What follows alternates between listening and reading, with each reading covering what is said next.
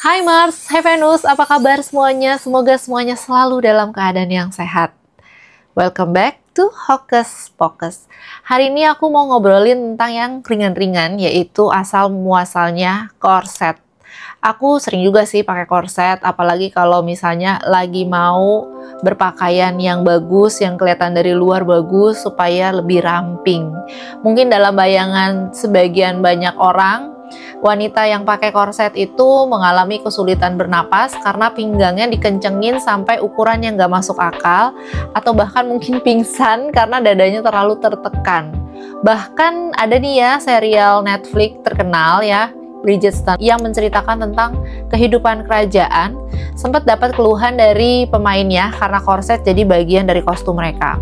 Simon Ashley yang memerankan Kate Sharma di musim kedua bilang ke Glamour UK, waktu itu aku mau makan salmon dalam porsi besar dan langsung merasa mual gara-gara pakai korset. Ya emang korset namanya juga menekan perut ya.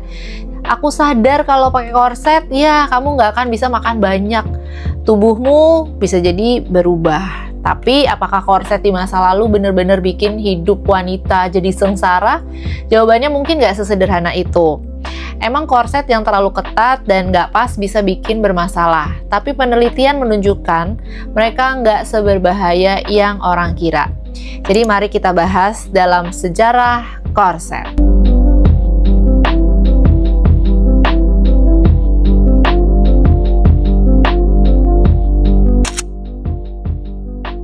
Korset yang kita kenal sekarang sering dikaitin dengan penulis dan penemu Inggris yaitu Roxy Ann Kaplan. Desain inovatifnya bahkan bikin dia dapat penghargaan di Great Exhibition tahun 1851. Tapi ternyata sejarah korset udah jauh lebih lama dari itu. Gambar tertua yang menggambarkan korset itu sebenarnya berasal dari sekitar tahun 1000 sebelum Masehi. Ada figurin Dewi Ular Minoan dari Kreta yang terlihat pakai pakaian mirip korset. Di masyarakat Minoa, pinggang kecil dianggap ideal. Jadi mereka pakai pakaian dalam untuk mencapai tampilan ini. Banyak yang mikir korset sebenarnya cuma buat cewek doang, tapi ternyata cowok juga pakai. Di akhir abad ke-18 dan awal abad ke-19 ada tren dandyisme.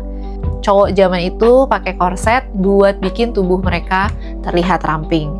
Bahkan Raja George IV pakai korset buat ngecilin pinggangnya dari 55 inci jadi 50 inci waktu penobatannya di tahun 1821. Nggak cuma buat gaya aja, korset juga dipakai di militer.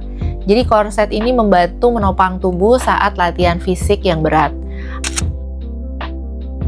Apakah korset cuma buat orang kaya? Banyak orang pada masa itu berpikir bahwa korset itu cuma dipakai di kalangan bangsawan. Tapi ternyata wanita kelas pekerja juga pakai korset. Kalau nggak mampu beli korset mahal, mereka akan bikin sendiri. Di abad ke-19, banyak buku panduan tentang cara bikin stays atau korset sederhana yang menunjukkan pentingnya pakaian ini buat semua kalangan. Nah, ada lagi nih yang mengatakan bahwa korset itu sebenarnya dari tulang ikan paus. Fakta itu benar atau mitos? Kalau dengar istilah tulang paus di korset, sebenarnya itu salah kaprah. Yang dipakai bukan tulang, tapi belen. Semacam lempengan di mulut paus buat menyaring makanan. Belen ini lentur dan kuat, jadi cocok dipakai untuk bahan korset, payung, sampai sikat cerobong asap.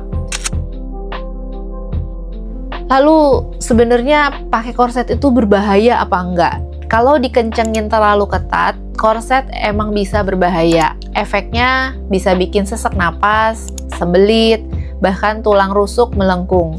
Di abad ke-19, dokter juga sempat bilang korset bisa nyebabin kanker atau kerusakan jantung. Tapi klaim ini udah dibantah oleh penelitian modern. Sebagian besar masalah muncul kalau korset dipakai terlalu ketat. Banyak wanita pakai korset seperti kita pakai bra sekarang untuk nyaman, bukan untuk tersiksa. Terus seberapa kecil pinggang mereka? Ada mitos kalau pinggang mereka itu cuma 9 inch, tapi itu jelas berlebihan. Rata-rata pinggang setelah pakai korset di abad ke-18 dan ke-19 adalah 22 inch. Biasanya korset cuma mengurangi sekitar 6 inch dari ukuran asli. Tapi ilusi pinggang kecil juga dibantu dengan padding di bahu dan pinggul yang bikin bagian lain terlihat lebih besar. Jadi kita di atas dibesarin, di bagian pinggul juga dibesarin, ya pastinya akan membuat bagian pinggang jadinya kecil banget karena dipikirnya pakai korset, padahal bukan ya. Emang bagian atasnya aja yang pakai padding. Nah, sebenarnya apakah korset itu jadinya sekarang ini simbol penindasan atau pemberdayaan nih? Di tengah gerakan hak wanita abad ke-19, banyak yang membuang korset demi pakaian yang lebih ringan dan nyaman. Tapi menariknya ada juga yang justru tetap pakai korset sebagai bentuk pemberontakan, terutama saat korset dianggap tidak bermoral oleh media dan pendeta. Jadi korset ini lebih dari sekedar alat fashion. Ini simbol kecantikan, penyesuaian sosial, bahkan bentuk pemberdayaan. Tapi nggak bisa dipungkirin juga kalau korset memang membawa dampak kesehatan yang perlu diperhatikan. Jadi gimana menurut kalian? Kalau aku pakai korset, ketika kita pakai korset itu kan perut kita menjadi lebih kencang. Kalau kita perutnya lebih kencang, kita jadi bisa lebih mengatur makan. Ini kalau dari aku ya, jadi aku bisa mengatur makan, jadi makannya tuh akan kesannya menjadi lebih sedikit secara volume. Dan kalau untuk aku, it worth it banget kalau pakai korset. Kalau menurut kamu gimana? Apakah kamu pakai korset? Korset itu juga bisa bantu ya, asal jangan terlalu kenceng-kenceng banget juga. Dan ini adalah simbol siksaan atau bukan? Kayaknya bukan ya. Jadi orang yang pakai korset bukan siksaan, tapi emang juga pingin cantik ya nggak sih? So, kalau kamu suka sama pembahasan seperti ini, kita akan bahas lagi asal muasal dari apapun yang seru-seru, terutama yang berasal dari sejarah-sejarah yang menarik. Thank you banget udah lihat video aku hari ini. Sampai ketemu di video-video lain yang jauh lebih menarik. Thank you very much. Bye.